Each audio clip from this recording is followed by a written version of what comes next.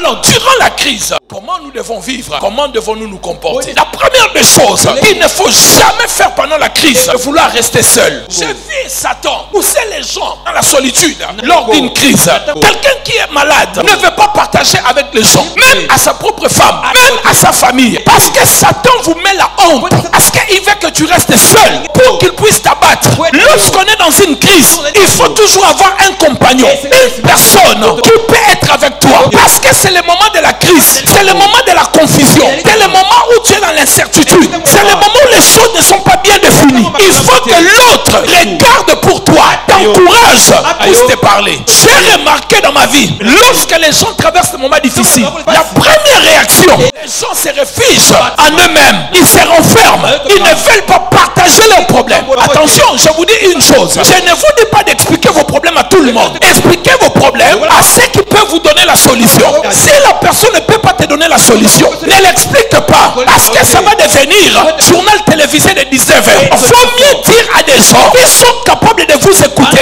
et ainsi de vous apporter la solution. Mais ne restez jamais seul, ne gardez jamais le problème seul, parce qu'une personne qui est en crise, c'est une personne qui n'est plus complète. Elle a besoin d'une autre personne pour la compléter. La première des choses, Satan cherchera toujours que vous restez seul. Nous avons vu cela avec Élie. Lorsque Élie est face à la crise, il dit à son serviteur, toi reste là. Non, tu ne peux pas rester là. Il faut que je sois avec toi. Nous avons vu avec Ruth et Naomi. Naomi face à la crise, elle chasse Ruth. Alors que c'est Ruth qui a donné à Naomi la raison de revivre encore, de continuer à vivre et de continuer à batailler. Mais Naomi a chassé Ruth.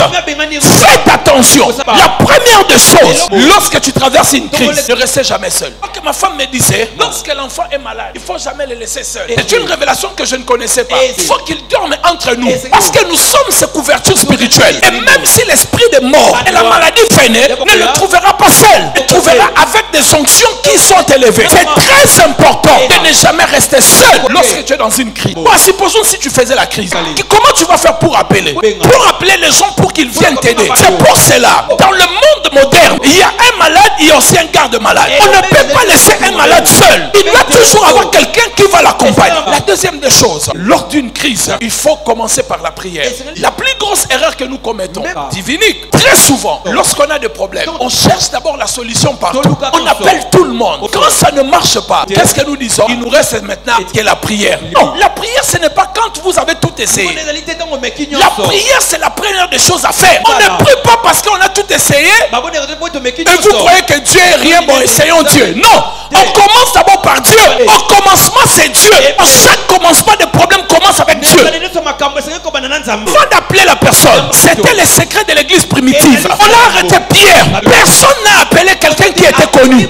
Ils ont commencé par la prière. L'église ne cessait pas d'adresser à Dieu de prier pour Pierre. L'église priait. L'église priait. Qu'est-ce que nous faisons maintenant? Lorsqu'on est face à des problèmes, qu'est-ce que nous faisons? Nous appelons d'abord des relations. Pour qu'une relation intervienne, il faut que son cœur soit touché. Or, le cœur du roi est entre les mains de Dieu. Il peut l'incliner là où il veut. Avant d'aller demander l'aide, un roi, un homme élevé, incline son cœur dans la prière. Et en disant à Dieu, quand je parlerai, que ce roi puisse me répondre par oui et amen. La prière n'est pas la dernière chose à faire. La prière est la première des choses à faire dans chaque crise. Commencez par genoux par terre. Commencez par prier. Commencez à dire à Dieu, nous avons confiance en toi. Commencez par gêner. Même avant d'aller voir le médecin. Je crois au médecin. Je ne suis pas ce pasteur qui ne croit pas au médecin. Je crois à la médecine comme une réponse de Dieu. Pour ceux qui n'ont pas la foi, d'être guéris par la prière, de le croire vraiment, de leur a donné de l'intelligence pour soulager des corps. Seulement avant d'aller vers le médecin, la Bible nous montre la procédure. Quelqu'un est-il malade? Qu'on appelle les anciens. On va le oindre l'huile.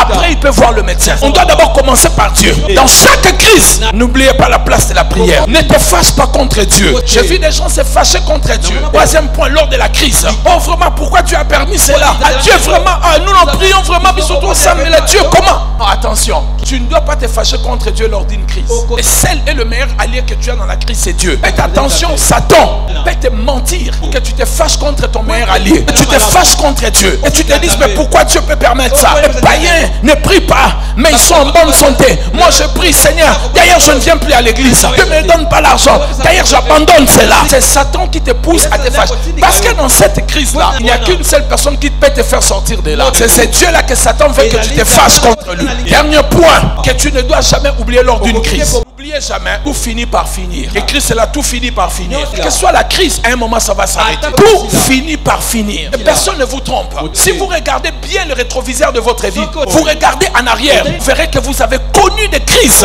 Vous n'avez même pas cru que vous allez vous remettre. Et aujourd'hui, vous êtes encore debout. C'est pour dire aussi que ces mêmes problèmes-là, un jour ça va passer. Tout finit par finir. À un moment ça va s'arrêter. À un moment ça va devenir un témoignage. À un moment tu sortiras de ces problèmes et tu les regardes. Tu dis c'est pas possible. C'est moi qui étais dans ces problèmes-là. Oui, parce que tout finit par finir. Il est 3 fois, tout finit par finir.